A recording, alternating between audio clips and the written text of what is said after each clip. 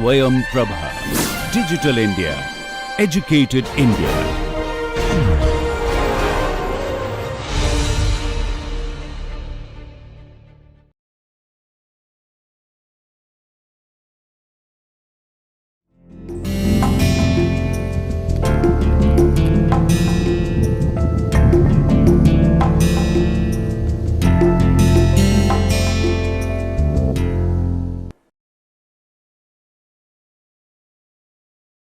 Hello, my name is Dr. Avinash Dadich. I am a professor of law and dean of Institute of Legal Studies and Research, GLA University, Mathura.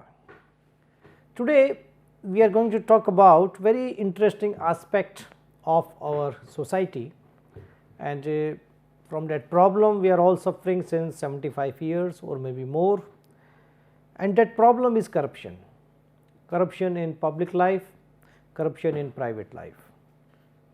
And when I say corruption and it is a problem, then you need to understand that corruption is not a simple problem which can be understood through the some politicians or bureaucrats. When we understand the social and economic aspects and dimension of corruption, then we realize that the people who are looting this country through their corrupt activities, basically they are taking away the future of Indian generation, Indian people. So, in India corruption is almost everywhere, just like other developing countries, but then we have created some special agencies, special laws to prevent and to control and punish those corrupt people. So, today we will talk about introduction of anti-corruption laws and Central Bureau of Investigation, CBI, because what is CBI, how it works, all the things relating to CBI we will do some analysis. So, what is CBI? We all heard about CBI. CBI is almost everywhere. So, we need to understand what is CBI, how it works, what is their jurisdiction and all the powers with the CBI. CBI is a government agency belonging to Government of India that jointly serves as a criminal investigation body. So, first you need to understand at the central level CBI is there, okay, and in the state level you will find different agencies within the police like the ACB, Anti-Corruption Bureau, and in some other states you will find the different names, but in all states you will find a special agency or a special department within the police department which is working under the police and the government. Why CBI is important? Because it is a government of Indian agency. So, it is not coming under the preview of the state. So, they are more independent, they are more autonomous, that is a point number one. Second, most of the senior people in CBI they are coming on deputation. When I say deputation means that they are working in different organizations, like they are working as a IP and working in paramilitary forces at the senior positions. They come and work for the CBI for 2 years, 3 years, 5 years, then they go back to their parent organization. So, it means that they do not see a large career, long career with CBI. So, they work more independently, more impartially, because there is no fear, there is nothing to worry in CBI. Because when you work in a state police, then you know that you are going to deal with those people all the time, even after you move out of Anti-Corruption Bureau in the police, because then you know that if you take some action against a corrupt politician or a corrupt civil servant, big civil servant, then that person can create problems for you once you move to normal positions. But with CBI that is not the situation, and CBI is the premier investigating police agency in India. That is the number one investigating agency in India. It is an elite force which plays a major role in preservation of values in public life and ensuring the health of a national economy. So, whenever something big happens in India, any big corruption, big crime, and then people have less faith in their state police, they want impartial inquiry, they want impartial investigation, then we demand for the CBI inquiry. I think that itself demonstrates the value system in CBI, that whenever the state police is not capable to do a proper inquiry, then we go for CBI. It is also the nodal police agency in India which coordinates investigation on behalf of the Interpol member countries. Okay. So, Interpol is an organization with headquarters in Paris, and in Interpol they work for the international criminals. So, there are a lot of international criminals like the drug mafia and money laundering mafia, and there are different big international criminal syndicates and gangs. So, Interpol works against those people. So, in India the CBI is the nodal agency. If the Interpol needs to coordinate with any Indian agency, then they coordinate with CBI. CBI is the foremost investigating police agency in India and also involved in major criminal, corruption and investigation cases. Okay. It is not only corruption, it started with corruption cases, but now we are using them in criminal cases also, serious big cases. Agency headquarters situated in New Delhi, and they have field offices in major cities throughout the India. So, in almost like any big state you will find the regional headquarter of CBI, like in UP they have in Lucknow, then Bihar they have in Patna. In every big state you will find the CBI regional headquarter. The CBI is overseen by Department of Personnel and Training of the Ministry of Personnel, Public Grievances and Pensions of the Union of Government, headed by Union Minister who report directly to the Prime Minister. So, okay, this is like working not with the MHA or any other agency, it works directly under the DPTP. History, how it started. The agency was established in 1941 as the Special Police Establishment. So, independence period, during the British period, this agency was established separate from the normal police agency, because they needed some agency who can work more efficiently than the police. The function of SPE, Special Police Establishment, then were to investigate cases of bribery and corruption in transactions with the War and Supply Department of India during World War II. So, you need to understand that during the World War II there were a lot of financial transactions, logistic transactions were happening in India, and lot of corruptions were happening that time. So, to curb that corruption, to control that corruption, the British government started this special unit. Okay. And then SPE was vested with the War Department. So, it was clearly specified for a particular purpose to stop corruption in War Department. In 1943, an ordinance was issued by the Government of India by which a special police force was constituted and vested with powers for the investigation of certain offences committed in connection with the departments of the central government committed anywhere in the British India. So, in 1947 they extended the jurisdiction and functions of CBI, but they constrained the jurisdiction to all central government departments. So, first thing you need to understand that CBI does not do investigation in the state departments. So, if any state department does any corruption, then the matter goes to the state anti-corruption agency or the body, as I said, anti-corruption bureau. There are different names, but they are state police officers. Okay. But if any central government agency or department or central government officer is involved, then only CBI got the exclusive jurisdiction. Okay. Only CBI can do investigation in that matter. And you should not forget that central government is almost everywhere. When I say railway is everywhere, banks are everywhere, you name any big department, you will find that CBI is almost everywhere. Okay. As a need for a central government agency to investigate cases of bribery and corruption was felt even after the end of the war. Okay. The ordinance issued in 1943, which had lapsed on 30th September 1946, was replaced by Delhi Special Police Establishment Ordinance of 1946. So, CBI is governed by this particular law, Delhi Special Police Establishment Ordinance 1946, and then finally this ordinance was replaced in Act with the same name. Okay. As the CBI over the years established a reputation of being India's premier investigation agency with adequate resources to deal with complicated cases, demands were made on it to take up investigation more cases of conventional crimes such as murder, kidnapping, terrorism also.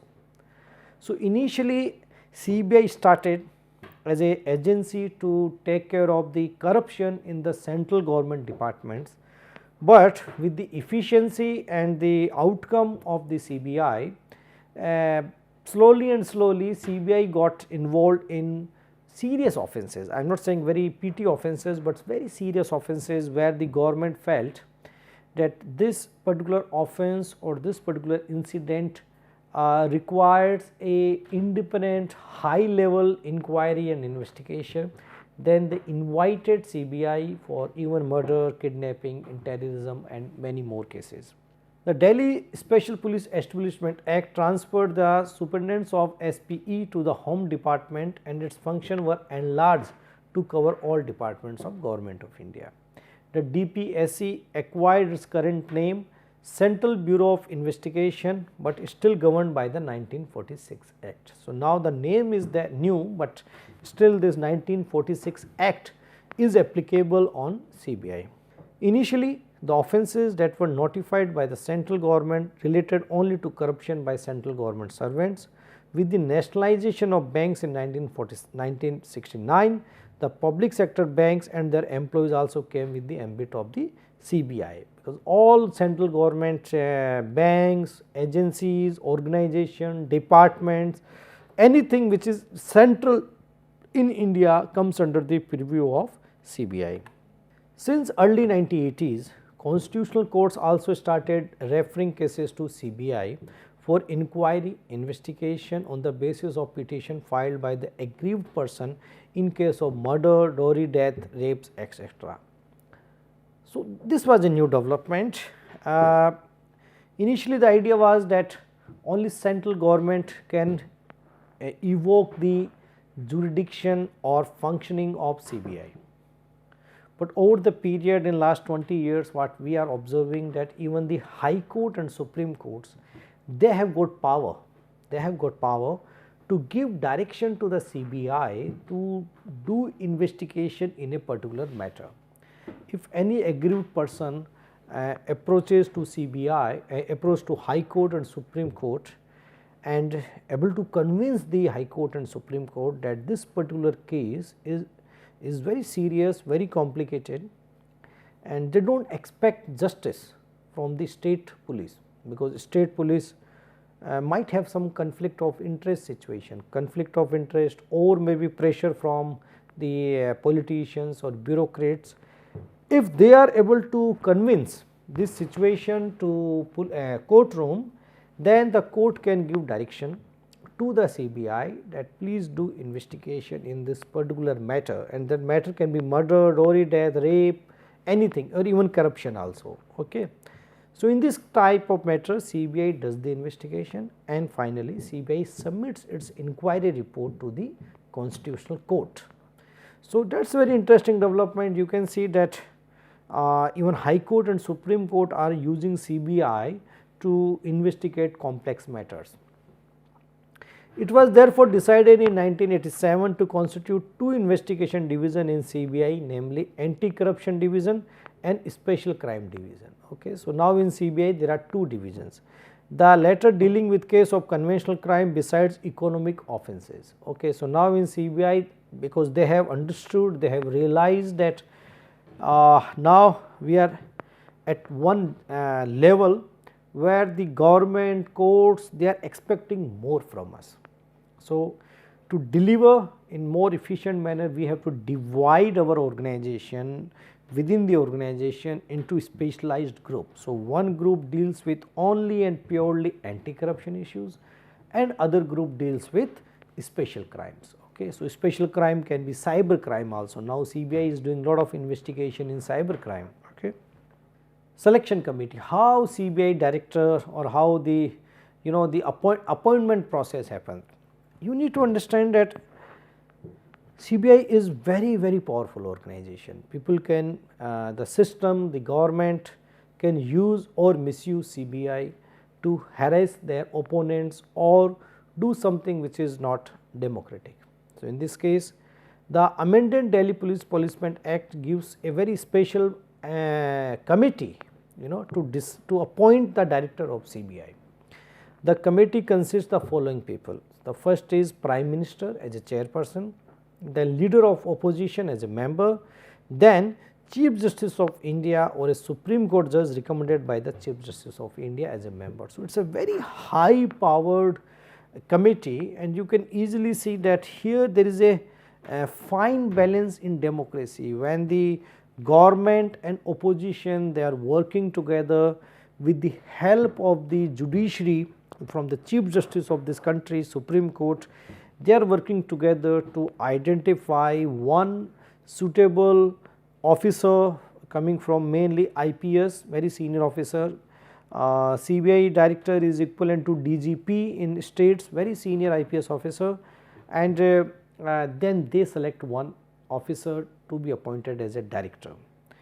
And recently the Supreme Court issued some guidelines also that a director of CBI cannot be removed before 2 years of his tenure. Okay. So, there is an interesting development in CBI. When making recommendations, the committee considers the views of outgoing directors. That is very important. The outgoing director plays an important role, giving the some input about that particular officer.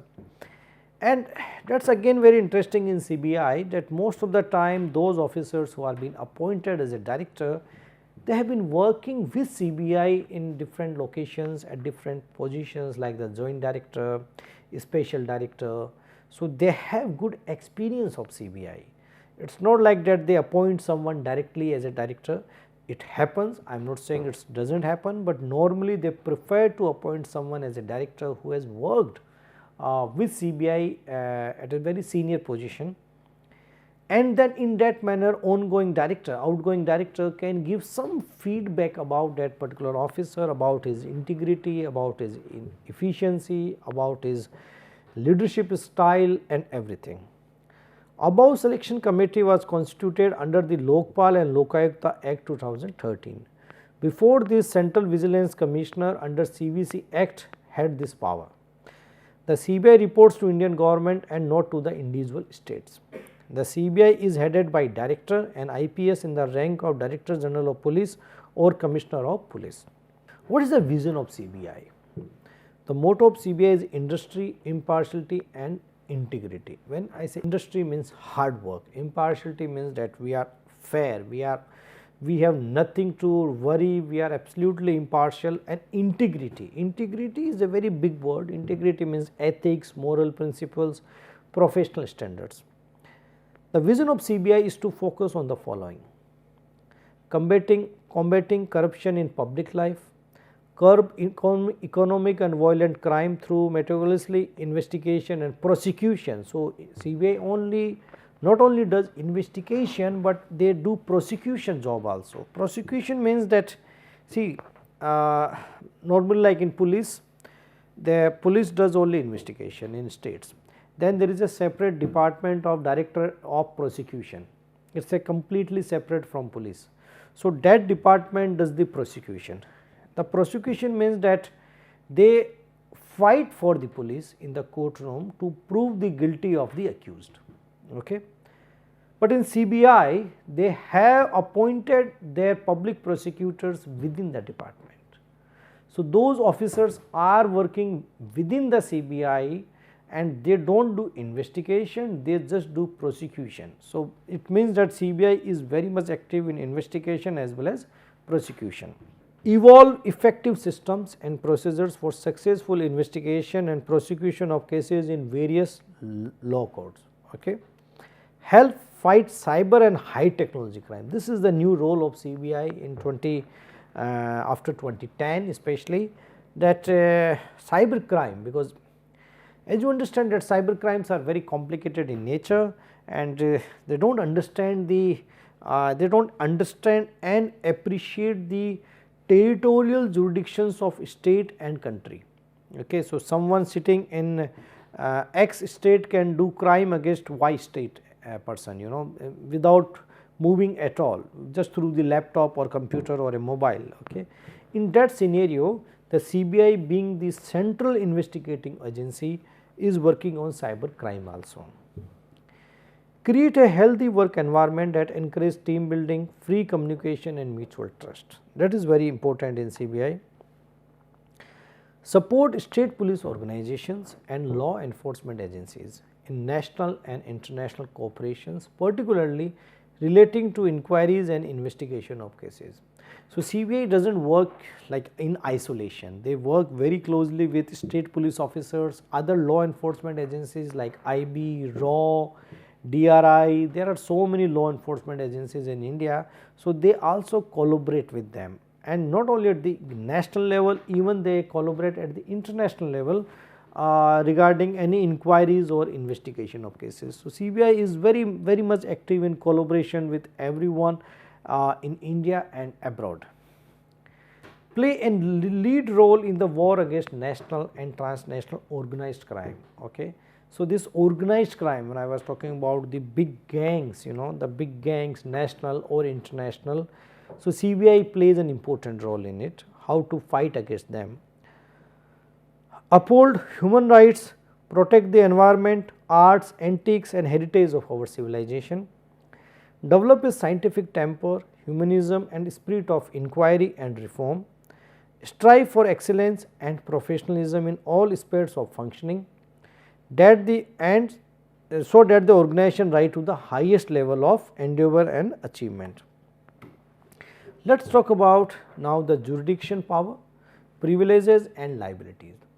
So, when I say jurisdiction, means like in law, when we say jurisdiction, means that within this boundary, geographical boundary or the legal boundary, you can operate. Okay, because every agency, everyone in the law must have some boundaries. It is not like unlimited power to anyone. Okay, whether it is a police, enforcement agency, prosecuting agency or judiciary, they are all working within the boundaries of law. The legal power of investigation of CBI are derived from DPSC Act 1946. This act confirmed concurrent and co-extensive power, duties, privilege and liabilities on the members of Delhi Special Police Establishment with police officers of Union Territories. The central government may extend to any area besides Union Territories the power and jurisdiction member of CBI for investigation, subject to the consent of the government of the concerned state. That is very interesting, because CBI, because we are living in a federal state where the central government as well as the state government, both of them have constitutional powers. So, when I say that one federal agency, the central government agency like CBI will go and do investigation in a state, then as per the law they need consent of the particular state. And that consent is not given case to case basis, that consent is normally given as journal, that okay, this particular state has given the consent, and after that they do not need a consent for all cases. So, what we have observed in last few years, that some states they have revoked their consent, like for example, recently it happened in West Bengal, in Kerala, where the government said no, we do not want to give our consent to CBI to come to our state and do investigation. Okay. So, in that case the matter is pending before the Supreme Court of India, and Supreme Court is deciding whether that type of consent is required or not. But that is a very important issue, because in the absence of the consent of the particular state government, CBI cannot function in that particular state. Members of the CBI at or above the rank of sub-inspector may be considered officer in charge of the police stations. Okay. Under the act, CBI can investigate only with notification by the central government. Political interference in the cases assigned to CBI are sensitive and national importance. It is a usual practice for the respective state police department to initially register any case coming under its jurisdiction, and if necessary through mediation by the central government, the case may be transferred to the CBI. So, you need to understand CBI does not file FIR by its own. CBI asks the local police station to file FIR. But if they are facing an issue, then there is a mediation or there is a discussion between central and state, then they file the FIR. Section 2 of the Act vested DSPE with jurisdiction to investigate offences in the union territories only. So, initially the idea was that the CBI will do investigation only in the central union territories, because state territories are beyond the power of the central. However, the jurisdiction can be extended by the central government to other areas including railway areas, states under section 5(1) of the Act, provided the state government accords consent under section 6 of the Act. The executive powers of CBI of the rank of sub-inspector and above exercise all powers of a station officer in charge of the police station for the concerned area for the purpose of investigation. So, sub-inspector can be considered as a SHO in terms of CRPC. Okay. So, he got the full power of CRPC as the rank of sub-inspector and above. As per section 3 of the Act, special police establishment is authorized to investigate only those cases which are notified by the central government from time to time. High Court and Supreme Courts. What is the role of High Court and Supreme Court in CBI? So, now let us talk about the High Court and Supreme Court and CBI. According to 5-judge constitutional bench of Supreme Court held, the state of West Bengal versus others, a committee for protection of democratic rights West Bengal and others 2010, the High Court and Supreme Court have the jurisdiction to order a CBI inquiry into an offence alleged to have been committed in a state without the state's consent. So, that is very interesting judgment. If High Court and Supreme Court believes that a crime has been committed in a state, and if that particular state is not giving its consent, still High Court and Supreme Court can give direction to the CBI for conducting a proper investigation. That is not possible for a state government, because without the consent of the states they can't initiate an inquiry, but High Court and Supreme Court being the constitutional protector of this country, because if any crime happens in any part of this country, they have full right and full constitutional duty to protect the citizens' democratic rights. So, in this case in 2010, it was well established that they have power over the state's consent.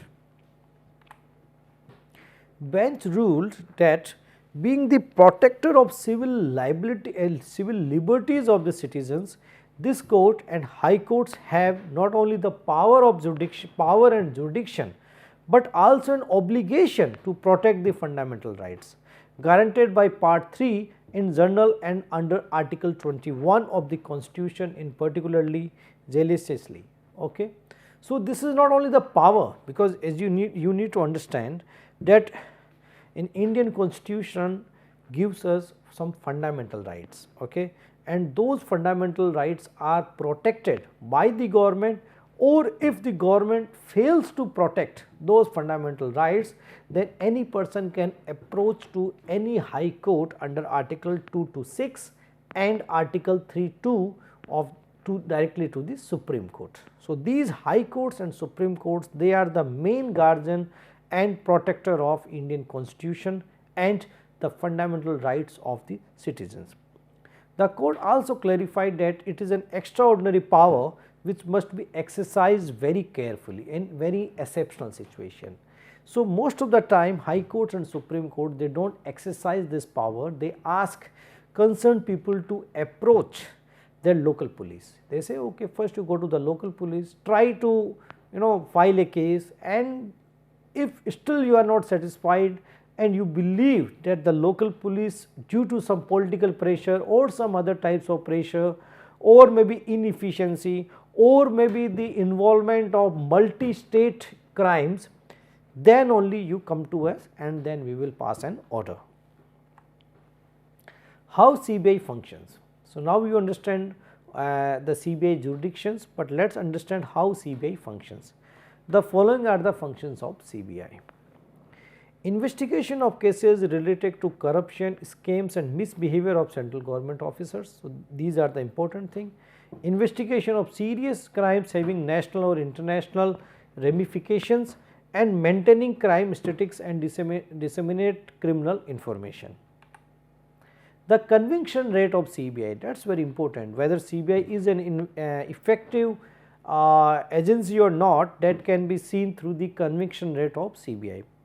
Although the conviction overall conviction rate in cases registered by the CBI was 69, 65 and 68 percentages respectively, studies have pointed out that success ratio in the corruption case stands around a dismissal of 3%. Okay. So, you need to understand that CBI may be very effective in filing cases. So, you need to understand at 2 points here: filing a case or conviction. Conviction means that person is going to jail. Okay. There are two different things. So, maybe CBI can file many corruption cases, but so far it shows that their conviction rate in corruption cases is not more than 3%. In a written reply to the Lok Sabha in December 2017, Jitendra Singh, the minister, admitted that in past 4 years, 3,260 people booked by the CBI in various corruption cases had been acquitted. So, these 3,260 people, instead of going to jail, finally they were acquitted by the court. And when I say by the court, means that the courts are taking decision on the basis of evidence available to them, given to them by the CBI. Okay. Of these, 904 people were acquitted in 2016, 821 in 2015, and so it's very clear that a majority of the people booked by the CBI are not going to jail, and that is a very serious concern for CBI. Now, let us examine another aspect of CBI, right to information. CBI is exempted from the provision of the Right of Information Act 2005, being the premier investigating body of the Government of India. CBI is exempted. The exemption was granted by government on 9th June 2011, with similar exemptions to the National Investigating Agency NIA. NIA does investigation especially in cases of terrorism, and Director General of Income Tax Investigation and National Intelligence Grid, okay, NET Grid, on the basis of national security. Okay. It was criticized by the Central Information Commission and RBI activists, who said the blanket exemption violated the letter and intent of the RDA Act. So, this is a classical case, but most of the time all intelligence agencies, investigating agencies are exempted from the preview of RTI. But one thing can be seen, that I am not sure that how CBI is doing anything confidential, because all those matters, all those documents are public documents, because they go to the court. So, if anything is going to courtroom, that document becomes more or less public document, public record. So, I do not think that much of the documents can be protected under the RTI. However, their internal discussions, internal memos, documents, all these documents are protected by RTI. So, now let us see some case laws. So, the first is as Vijay Sumi versus Union of India. The Supreme Court observed that during the hearing, the appellant submitted that the sought for information should be provided to him as it involves large public interest and are related to corruption and corrupt practices indulged in by said organization.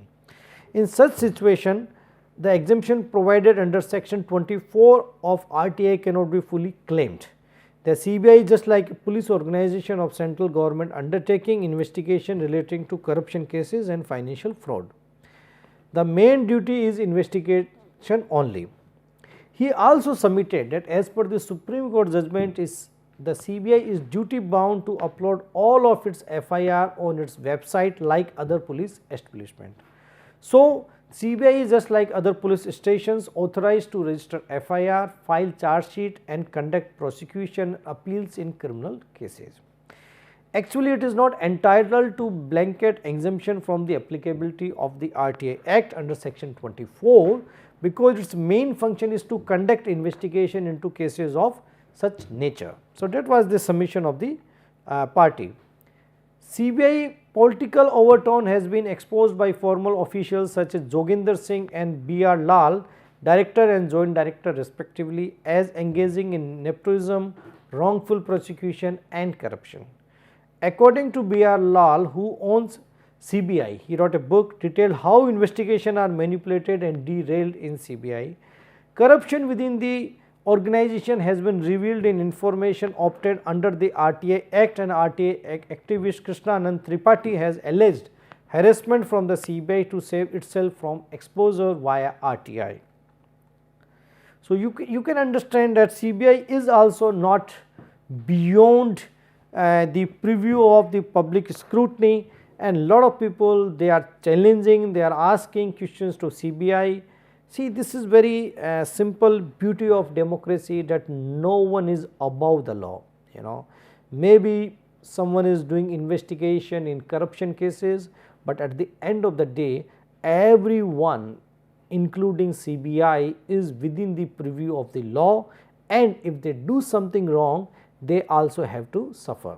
So, recently maybe you have read that few months back few officers of CBI, they were arrested by the CBI for the charge of corruption.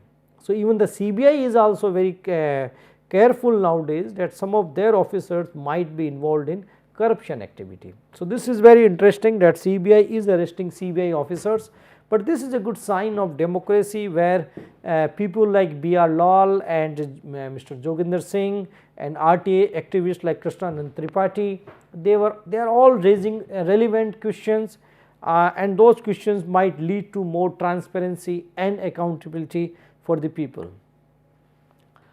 Normally, cases assigned to CBI are sensitive and national importance. It is standard practice for state police departments to register cases under its own jurisdiction. If necessary, the central government may transfer a case to the CBI. The agency has been criticized for its mishandling of several schemes. It also been criticized about dragging its feet investigating prominent politicians like PM Narasimha Rao, Jayalalitha, Lalu Prasad Yadav, Mayawati and Mulayam Singh Yadav. These tactics lead to their acquittal or non-prosecution. So, this is very interesting case that all of the big guys, they were investigated by the CBI. There are two elements here that some people say that the government or the power, people in the power, they misuse sometime CBI procedures and system.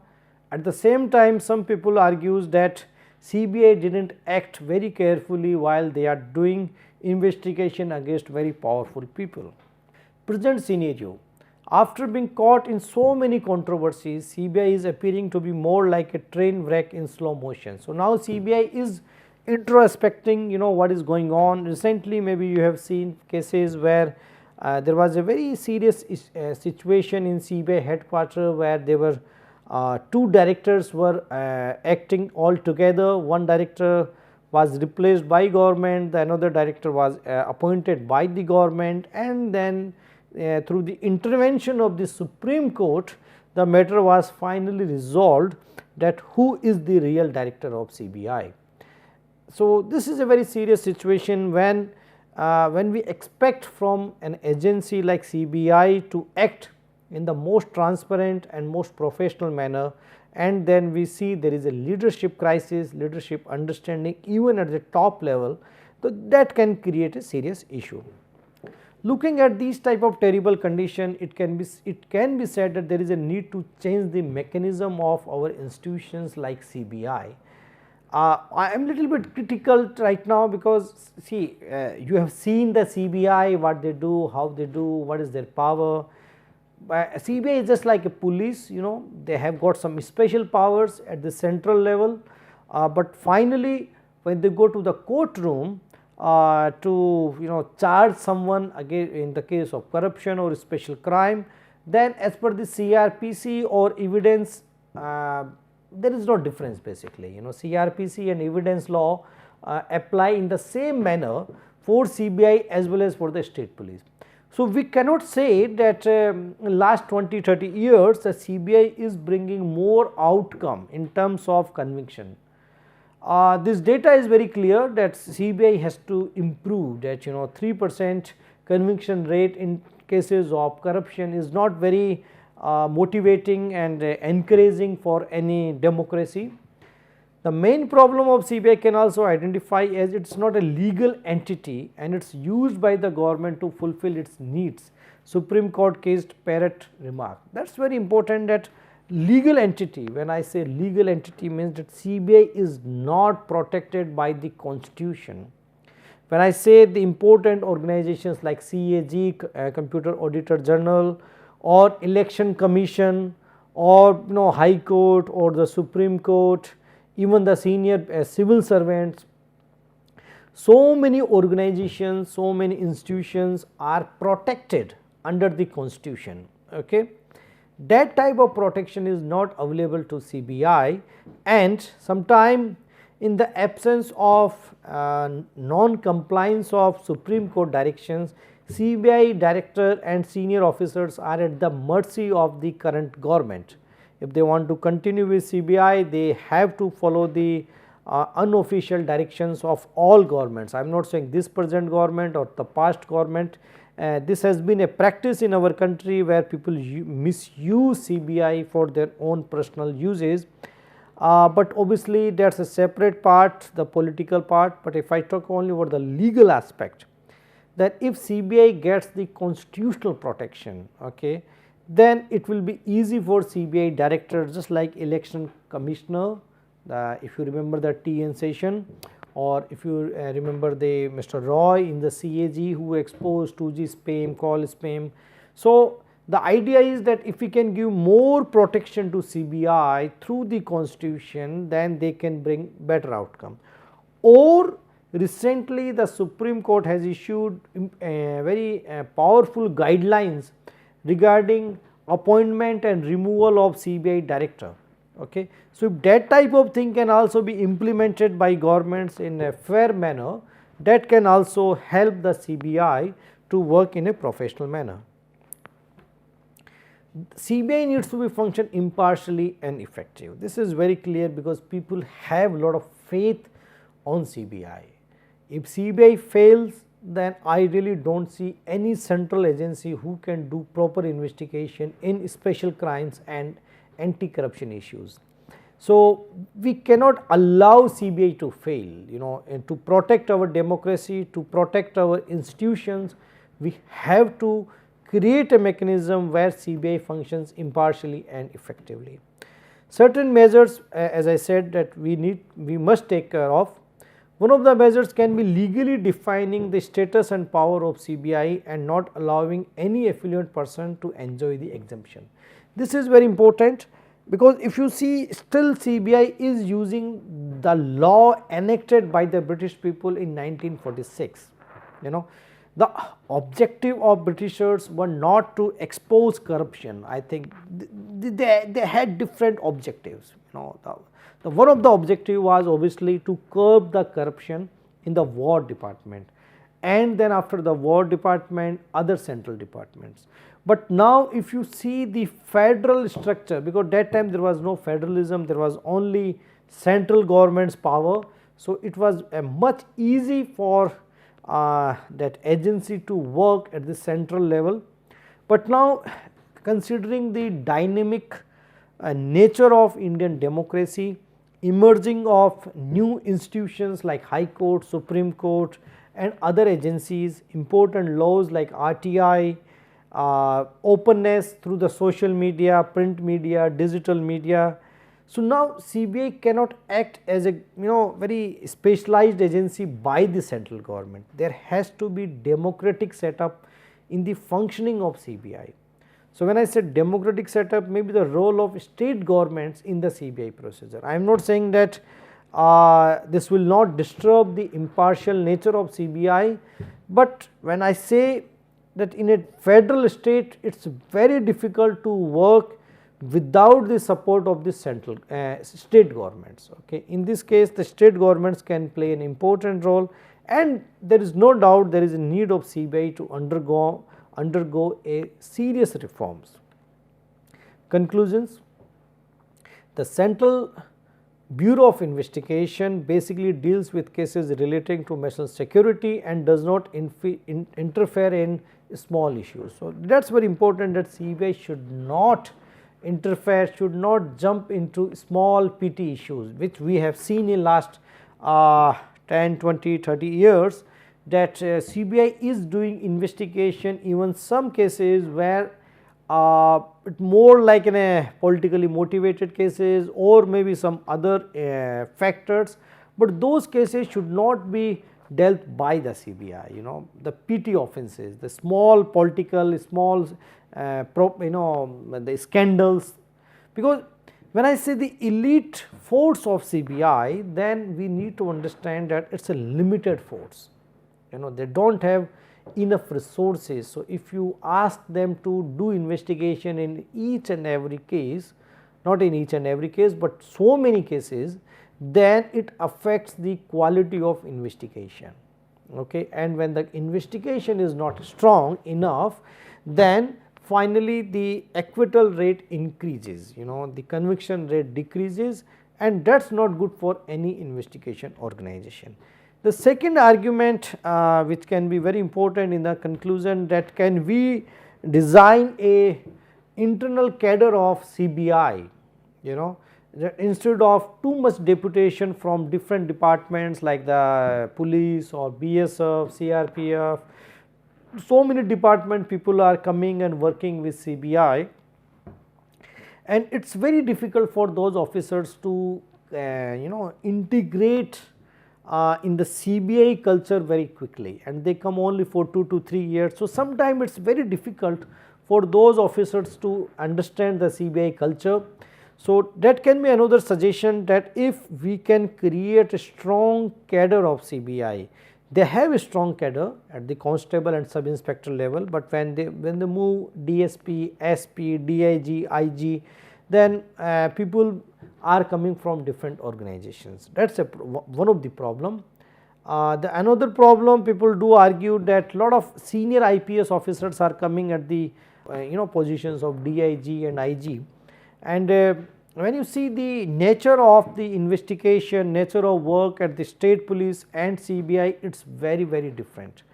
So, sometimes even it is argued that when you bring a police officer from a state who has got maybe 10, 15 years experience in local policing, okay, but not dealing with serious issues of corruption or special crimes, maybe that officer is not that empowered and trained to deal with those complex issues. Okay. So, that can be the one argument. So, can we create a system within the CBI that someone joins as a DSP and that guy goes to the DIG, IG and director level. So, that can be a good example of creating a talent pool within the organization instead of relying on other organizations to supply human resources for a limited period, because time is very important here. And though being an elite force of the nation, still needs to undergo structured reforms to work effectively. These structured reforms are very important. It is not an issue of law, but it is all about how CBI is structured, how they are working, from human resources to financial resources, technological resources, interfere from the political and the bureaucrats, the civil servants by the ministry. How we can create a structure where the structure works independently, the structure keeps a we call it arm's length distance from the government. Okay. We cannot allow CBI to work only for the government, because that is not the objective of CBI. All these organizations are government organizations like the RBI. RBI is not working for the government officially and technically. RBI is supposed to work for the economy, for the country. In the same manner, CBI is not supposed to work for the political powers or the senior bureaucrats. CBI is supposed to work for the economy, for the anti-corruption issues, for serious offences, coordinating with international organizations like the Interpol, coordinating with the state organizations. And once we free CBI from political interference, then I believe the dispute between central and state political parties will not affect CBI in their functioning. So that is very important. Right now the states, especially in last 5-7 years, states are seeing CBI as a weapon from the central government, but that is not the good sign for any democracy. CBI still is a very independent and impartial organization, but if we can create some legal structure for CBI, then CBI can work more effectively. The most important reason behind is the way of tackling political sensitive issues with ending up to the part of controversies. CBI should not involve in any political controversy, because ultimately once they are involved in any political controversy, their core job is anti-corruption, their core job is serious offences, multinational offences, offences which are affecting the country at large. So these small petty political controversies are really affecting the brand value of CBI. After being called a caged parrot by the Supreme Court, it continues to disappoint people when dealing with any case against the superior.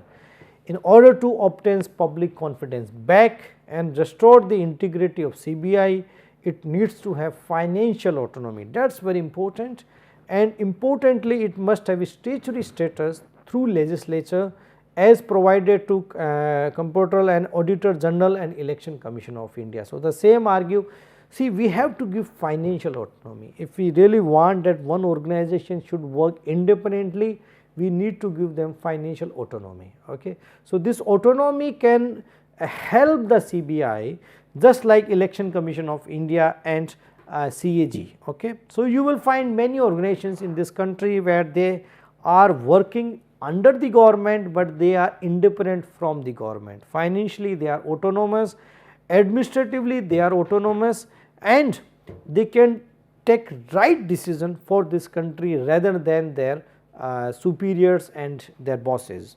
So my dear students, now I will finish this presentation on CBI. I believe that now after this lecture you will understand that what is CBI, what CBI does, what are the powers of CBI, how CBI powers are restricted from state to central, what type of officers and departments comes under the CBI investigation, and finally the CBI prosecution power, police power, and the lacunas or limitations or shortcoming in CBI investigation, CBI autonomy, CBI functioning, and how to solve, how to make CBI the most efficient organization in our country, so that our country can grow without corruption and to protect the life, property and reputation of normal citizens. Thank you very much.